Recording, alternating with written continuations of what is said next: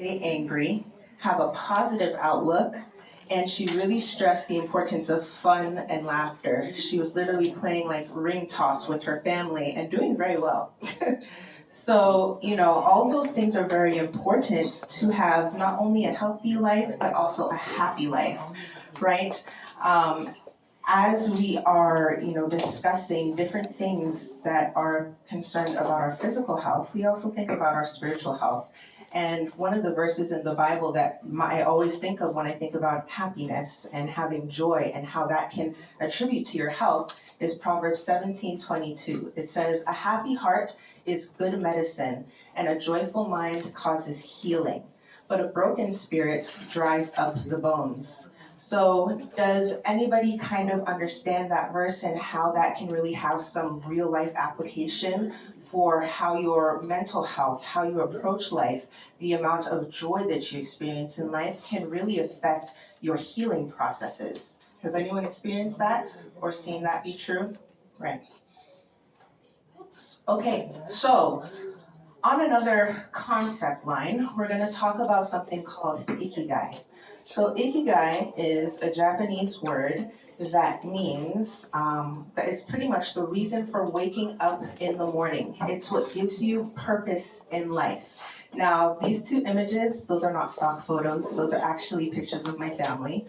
The lady in the back on the top is my grandmother. She's actually a nonagenarian, so she is over 90 years old. She's going to be 91 this August.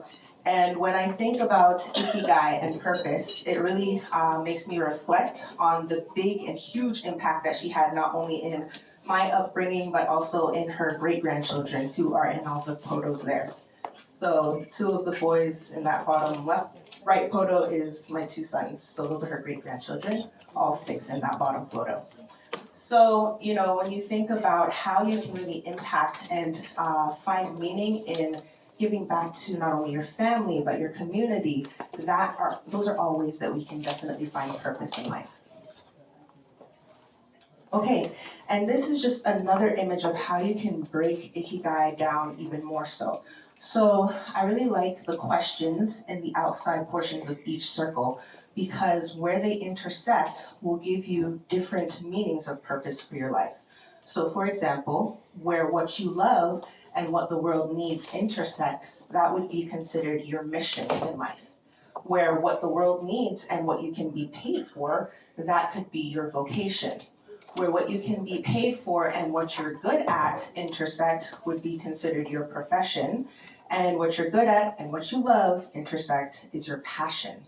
So, we use these terms like passion and mission, but you might not know exactly what that would be. But I really encourage you to kind of sit down in your own self-reflection time just to sort of write down some of these answers for yourself personally, because they can really give you a good sense of what your root ikigais may be.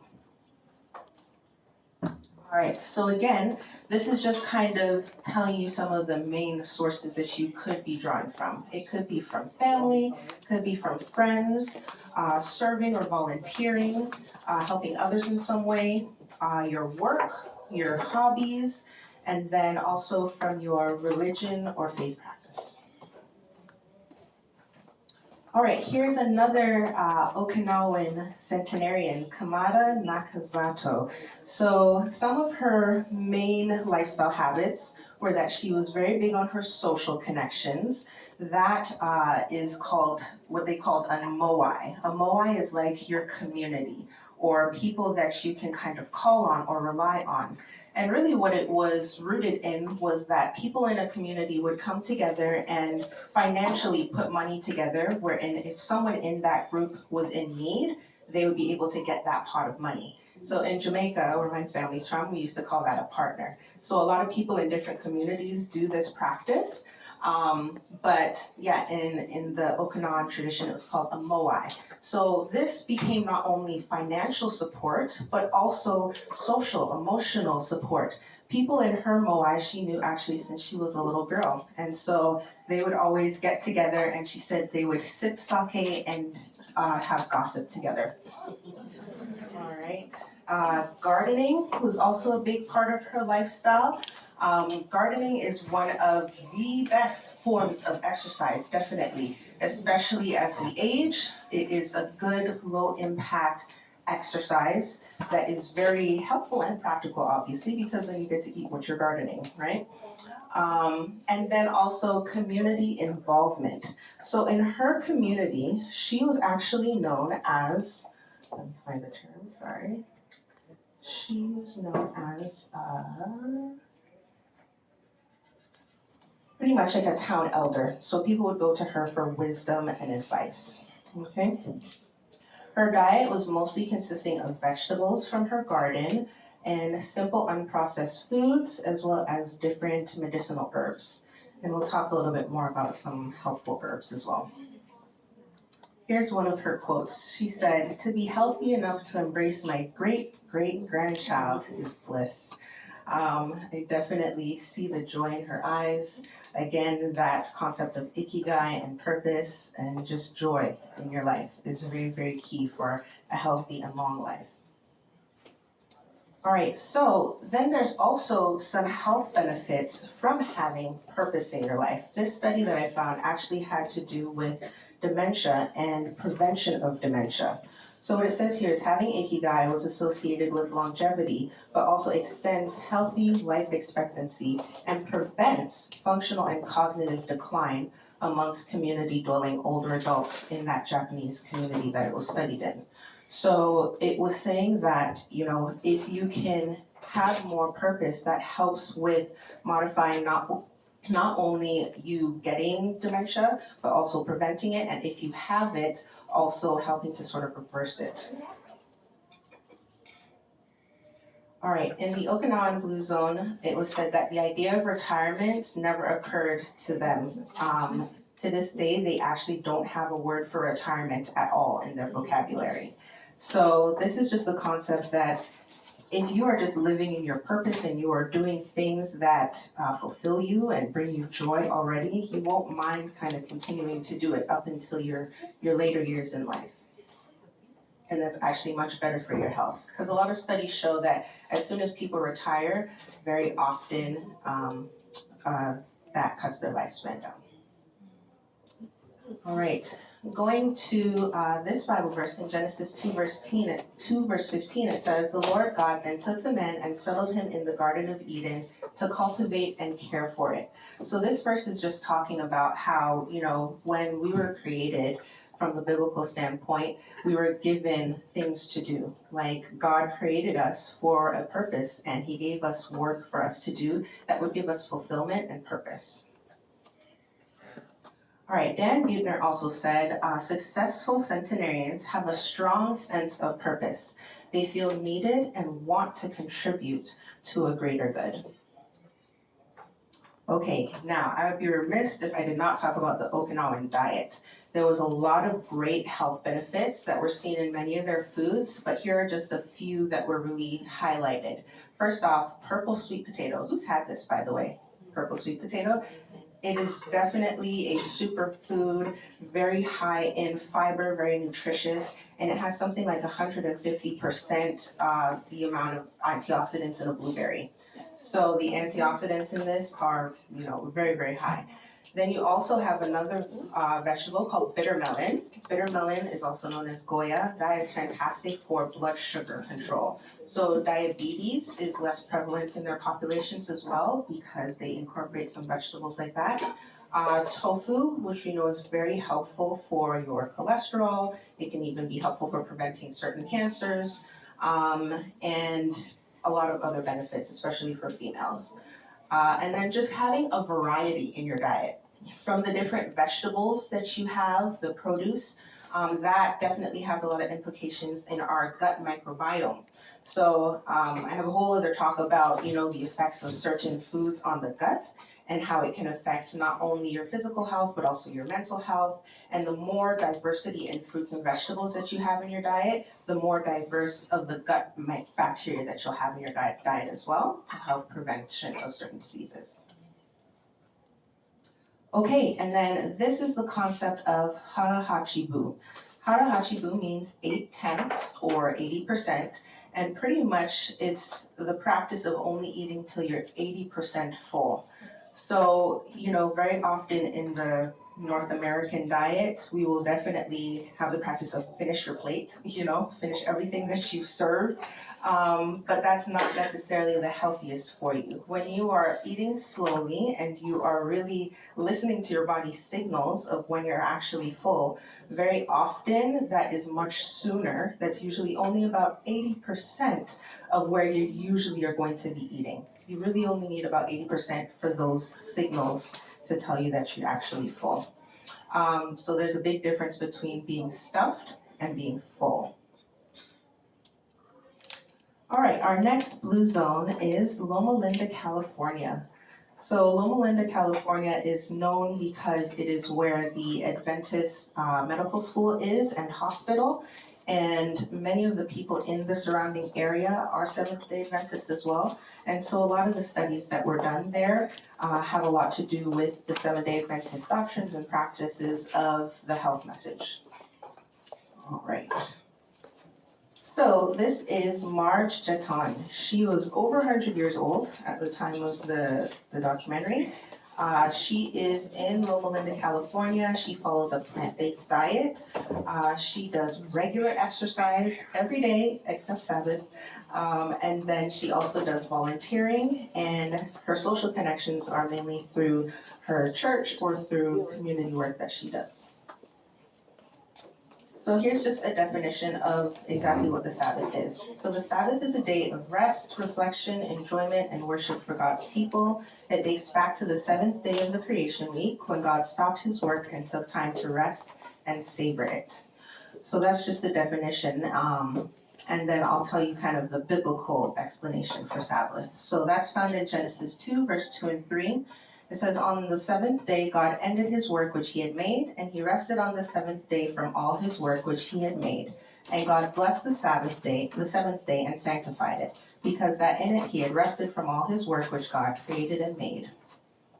And that is then linked to in the Ten Commandments, where it says in Exodus 28:10, remember the Sabbath day to keep it holy. 6 days shalt thou labor and do all thy work, but the seventh day is the Sabbath of the Lord the God. In it thou shalt not do any work. For in 6 days the Lord made heaven and earth, the sea and all that in them is, and rested the seventh day. Wherefore the Lord blessed the Sabbath day and hallowed it. All right, so that is pretty much the Sabbath practice, but here are just kind of some practical applications that Dan Buettner kind of pulled out from having this sanctuary in time. That's what he referred to it as. It's seen as kind of a weekly break from the rigors of your daily life. It's really time to focus on things like God, camaraderie with your family and friends, and also you can spend some really nice time in nature. Benefits are that, they can really help to relieve stress, strengthen your social networks, and also it can incorporate some sort of consistent exercise. So for example, here at Newmarket, we usually will have lunch together, like a potluck, and then we'll go for a walk somewhere. So that's kind of how we incorporate nature and exercise into our Sabbath practice. And when I think about kind of time and really using your time wisely, it makes me think of the 7 Habits of Highly Effective People. Has anyone read this book or heard of it? Okay, so in that, he talks about the time management matrix. So if you are able to kind of break up your time and qualify it under these 4 quadrants, it really helps you to just kind of live a more productive life. So first you want to think of the tasks that are urgent versus not urgent. That's the top bar. And then you want to look at the important and the not important. That's along the other axis there. So in quadrant 1, things that are urgent and important, those are the things that you really want to get done immediately, as quickly as you can. So things like that are a crisis, pressing problems, deadline-driven projects. Then, if you go over to the next side, you would see the not urgent, but still important. That would be qualified as your quadrant 2 activities. So things like long-term planning, preventative activities, personal growth, and so on. Then you have your urgent, but not important. That would be quadrant 3. So those are things like interruptions, emails, calls, popular activities, that type of thing. And then quadrant 4, the not urgent and not important things. which honestly, if you think about a lot of the things that we do in our day, a lot of them do fall into this category, and we kind of slip into them without trying. So really, it's a good way to kind of reframe your time and reframe your day to make sure that you're not doing the, time wasters. That's what he says. I would classify that usually as like scrolling on Instagram, something like that. All right. Marchatan again said, it's a time to come apart. She's referring to Sabbath here. It's a time to come apart from the things of the world. It is something to look forward to. You get to go on hikes, stop pushing. I don't know how to describe it to you. I think the Sabbath gives you peace, and that contributes to your health. So she said, I don't know how to describe it to you, but what I actually found was some different research studies that were explaining some of the benefits of actually having or even just expecting a Sabbath rest. So this first study, they looked at the quality of sleep of people who actually expected a Sabbath. So for people that knew that Sabbath was coming, like from Friday night, they actually had better quality rest than people that didn't follow a Sabbath, essentially. And those effects actually lasted for up to 4 years after this study was conducted. So that was very, very interesting. And then this study was looking at the effects of Sabbath on our mental health, especially in terms of anxiety. So we saw that stress, anxiety, and well-being, especially after like the pandemic, was definitely taking a hit. So they did a study where people for 8 weeks followed different psychoeducational interventions, meaning that they did different things that would be involved on a Sabbath, like going for hikes or eating a healthy meal, meeting up with people. And these were actually non-Adventists that did this study. And with those non-Adventists over the 8-week period, they saw that their anxiety ratings decreased, their perceived stress scales all decreased as well, and their well-being values all improved. So even for people that necessarily weren't even belonging to the faith, when they exhibited and put into practice some of these activities, they still had a lot of great mental health benefits.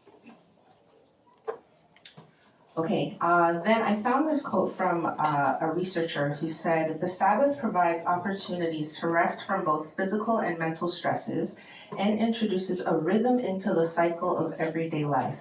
Non-work time is considered holy and provides the possibility of deepening relationships, expressing the emotional dimensions of our being, and enjoying the here and now. So I know that that's definitely an issue with our society right now. It's just that we're very rush on the go constantly. And so without kind of that built-in stop time, it can be very easy to get burnt out. And so I would definitely suggest, some sort of Sabbath type of incorporation into your week to sort of help with our go-go lifestyle. Okay, lastly, that was really a big highlight for the Loma Linda's participants was that they definitely followed a certain diet. The whole food plant-based diet is what many members of the church will follow, and it usually will include nuts and seeds, beans, legumes, fruits, vegetables, and whole grains. That's pretty much the standard basis that you want to be incorporating every single day into your diet. And with that, you should be getting a balanced diet as well. And we'll talk a little bit more about food combinations later too as well. Here's another verse in 1 Corinthians 10, verse 31. This is kind of a concept that is behind the whole following of the health message. Therefore, whatever you eat or drink or whatever you do, do all to the glory of God. So it's not just about what we're eating or drinking just for our physical health, but it's also as a form of, honoring God's body given us. All right, we will move on to Sardinia, Italy. Sardinia. So in Sardinia, there are 10 times more centenarians than in the U.S., which is very, very impressive. When I heard about that, I was like, man, I want to go to Sardinia. It sounds amazing and looks beautiful. Um, so one of the big things about the Sardinian centenarians was that they did a lot of natural movement. They weren't big on like a gym membership or anything like that. They were just kind of walking up these steep incline hills, a lot of steps, a lot of hills. And so all of that very natural movement seemed to really impact their health. Again, with that low impact exercise like gardening, as we were mentioning before. Um, and then there's also different forms of natural movement. There's, community exercise classes that people can do in things like Loma Linda. They did that a lot, where they were either playing pickleball or, going to an swimming aerobics class, something like that. But a lot of natural movement seems to really help with longevity. And then whenever we think of Italy, what do we always think about? What type of food?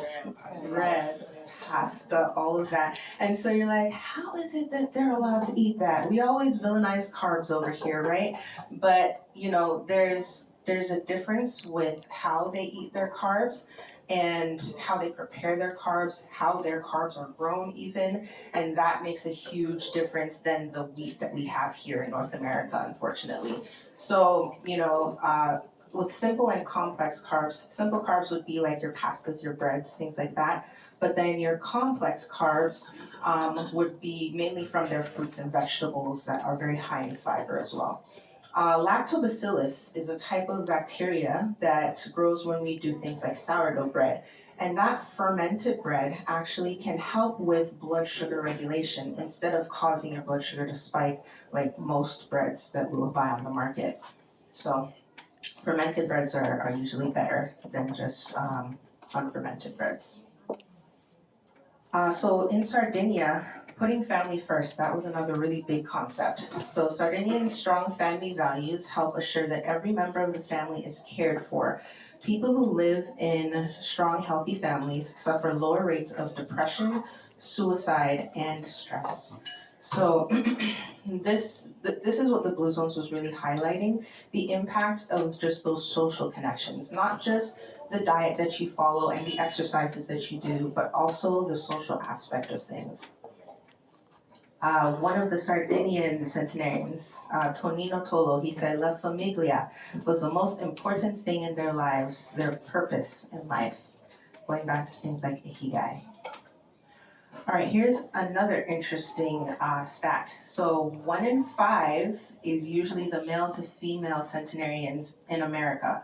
But in Sardinia, it's actually 1 to 1, male to female centenarians, which is one of the highest in the world, actually. So there's something about what the men are doing there that is definitely helpful to their health. A lot of the Sardinian men, their job is usually shepherding. And so as shepherds, they're usually getting a lot of that low impact exercise, walking in the hills and mountains. But also their job is just inherently usually a little less stressful than the types of jobs that we engage in here in North America. And the effects of stress are just, immense on our health, right? So whenever we are stressed, that causes not only our blood sugar to spike, but it also causes inflammatory markers to be released. And so in acute stress, short periods of stress, this is what is supposed to happen. And that is not a problem for it to happen because then those things come back down. But when we're in these chronic states of stress where they are chronically elevated and chronically high, that's why these diseases develop. Here's one more stat. So 55% is the amount of reported Americans that say that they are stressed pretty much chronically. And the global average is actually about 35%. So clearly there's something that is happening in America that is not really as prevalent in a lot of these other nations. All right, and on to Nicoya, Costa Rica. Okay, Don Ramiro, 100 years old. Now, if you see this man in the video, even when Dan Buettner was doing the study, he said, I had to ask multiple times, is this actually the centenarian that I'm here to meet? Or and they actually asked for his ID and then went to like public records to confirm it because they couldn't believe that this man was actually 100 years old. He was literally riding on his horse and lassoing cows like a cowboy, every day. So he's a rancher. He usually gets up at about 4 a.m. and goes to work. He said he prays 3 times a day. He eats beans, rice, and corn tortillas daily. He gets his 8 hours of sleep, and he really values family as well. So in Costa Rica, what they have is plan de vida. So this is equivalent to kind of like the ikigai concept. It's your sense of purpose, reason to wake up in the morning. In the Nicoyan Blue Zone, one of them said, successful centenarians here were religious, family-oriented, unconcerned with money, flexible, but ultimately decisive and consummately likable. All right, here's another Nicoyan centenarian, Don Faustino. He's very physically active. He had his social connections through his family, and he said that he still feels the need to provide. What he would do is that each week he would cook for his family, and he would walk to the market, I believe it was 18 kilometers to the market there and back, and cook a whole meal for his family. That just makes me think of this verse as well, Ephesians 2, verse 10, where it says, for we are God's handiwork, created in Christ Jesus to do good works, which God prepared in advance for us to do. So we were created for purpose. We all have a purpose. We all can have an impact in our communities, in our families, and even up until our later years. All right, what was really interesting about the Nicoyan foods is that they definitely were big on the three sisters, what they call the three sisters, which consists of beans, squash, and corn. So when you put these three things together in many of the dishes that they have, that actually creates a complete protein. So I know that we're always very stressed about making sure that we get all of our essential amino acids. And so by combining those three things, that is a way to make sure that you're actually getting them in a plant-based diet. So meat is just not a very big part of their diet. So this is a way that they're making sure that they're getting all of their protein still without having to worry about animal protein. Does anyone know any other food combinations that will get you that complete protein? Rice and beans, that's the classic one. Yeah, very good, very good. So it can be that simple, and a plant-based life does not have to be expensive. That is definitely a big thing. All right, on to Ikaria, Greece. So in Ikaria, there is 50% less heart disease than in America. And this was really big because we know that heart disease is one of the main causes of death in America, one of the main diseases that develop in America. So they are doing something right here. So in Ikaria, they really stressed local whole foods. And the reason for that is because up until about the 1980s in Ikaria, they didn't have very many ports. So because of that, they had to rely on whatever they could grow and source where they were. And so they had a lot of different foods that they would grow and kind of harvest and learn to use as a part of their usual diet. There's different teas and botanicals that they used to have very often because, before they started drinking coffee, essentially that's what they would always be doing. They would do roasted barley and roasted chickpeas as their coffee substitute. So definitely a lot of things that were very healthy for them, and they even source their own honey there. And their honey is a raw honey that's unpasteurized. So the lack of that boiling and pasteurization process means that it's it has a lot more nutrient content to it. All right, in Korea, again, they stress the importance of relationships and socializing. Community and families, really big, laughter, dancing, sharing meals. They do this on a very regular basis, It's just a part of their usual life. And there isn't really a separation between the old and the young. They come together and do these things as well, which really has an impact on the community. So Iona, She's from Ikaria as well. She said, I still have much to do.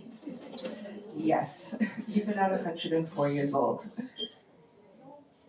All right, and this is the story of a Icarian that is really amazing. Stamatis Moretus. Uh, Before he became 102 years old, this was when he was about in his 60s or 70s. He was diagnosed with terminal cancer and given about 6 months to live. So he decided that instead of dying in America, he would prefer to go back home to die. So he moves back to Ikaria, Greece. He plants a vineyard so that his wife can remember him and things like that. And he kind of just gets back into his old lifestyle. He meets up with friends. He starts eating the food from there again, and just kind of keeps living life. And then, 32 years later, far more than 6 months, he's kind of outlived his odds. He actually went back to try and find the doctors that had given them the diagnosis of 6 months, and they had died. So, when Dan Buettner kind of asked him about all of this, he said, I guess I just forgot to die.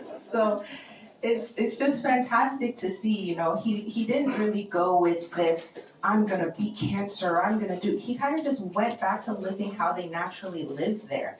That's what was so beautiful about his story. And it had an impact. It had such a profound impact that, death was not really the focus anymore. He just focused on living. And so that is definitely a big concept to take away from his story. Now this is the sixth blue zone. I say sixth because it's kind of a blue zones 2.0. Singapore, China has become very advanced, and the difference between this place and the others is that it doesn't have a long history of these centenarians and long life expectancy like the other locations. Actually, it was quite the opposite. In Singapore, their life expectancy was far below the global average, and so they were expected to die much sooner. And so the government started to implement different programs to really help promote longevity and really help promote the population's health. And here's some of the things that they implemented from a government level. They changed a lot of their white rice that they sold in restaurants to brown rice. They put a cap on the sugar in soda at 12%. Now, do you know what the cap is in America? Trick question, there is none. Okay, so yeah, soda drinks can have as much sugar as it wants in America, but they've capped theirs at 12%. They also gave a grant to people for living in proximity to their parents. So your parents didn't have to necessarily move in with you, but you had to be close enough that they could, either walk to your house or get there easily, that you could still be checking in on them easily. Cars there are much, much more expensive. We're talking like hundreds of thousands of dollars to own a car there. And so there's not really traffic. So that is kind of forcing everybody into the public transit system, which is very effective, very efficient. Everybody is very easily walkable to that public transit system. Community exercise programs. What I was talking about before is that they actually charge a special tax when you have a car, and they use that tax to build these community exercise areas. And so it's a great way to really enforce and encourage people to want to exercise, because like those outdoor gyms that you'll see in some parks here, they have those everywhere essentially. And then 80% of the population actually owns their home. And so with that, what they've noticed is that when people own their home, they take more care of it. And so that is kind of just promoting this longevity and happier life, more positive life. In terms of caring for the elders, this is a really interesting stat that you notice in North America. You actually lose about 2 to 6 years of life expectancy when you're when you go to a nursing home. So, especially the grant that they give out for living close to parents, and as I've been mentioning time and time again, the importance of the family values in these other blue zones, that's really something that they're trying to cut back on, because based on their projections, they realized that a high percentage of their population was going to be 65 or over, and they were not going to be able to keep up. So they had to really support longevity and the health of these seniors so that it wouldn't overburden their governments, their finances, and everything. So all of these things were ideas that they implemented that are replicable. Like, we've seen that it really made an impact and it really changed so much so that Singapore's life expectancy now is above the average.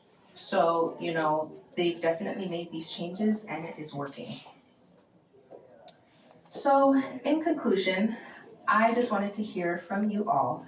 What do you think are some of the key longevity concepts that we've kind of seen throughout each of the blue zones? If you could share some, or even just the one that kind of stands out most to you. Having purpose, yes, very good. Any others? Active, yes, having an active lifestyle. Anyone else? Family, yes, yes. Plant-based diet, yeah. Yes, plant-based diet, yes.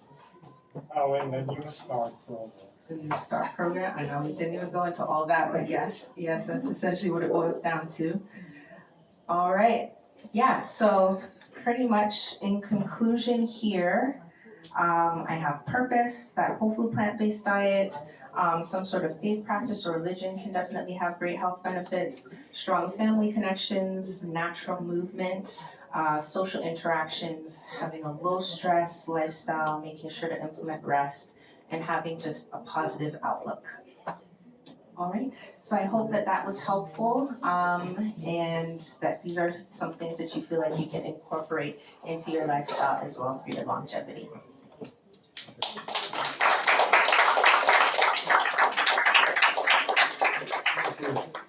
Any questions?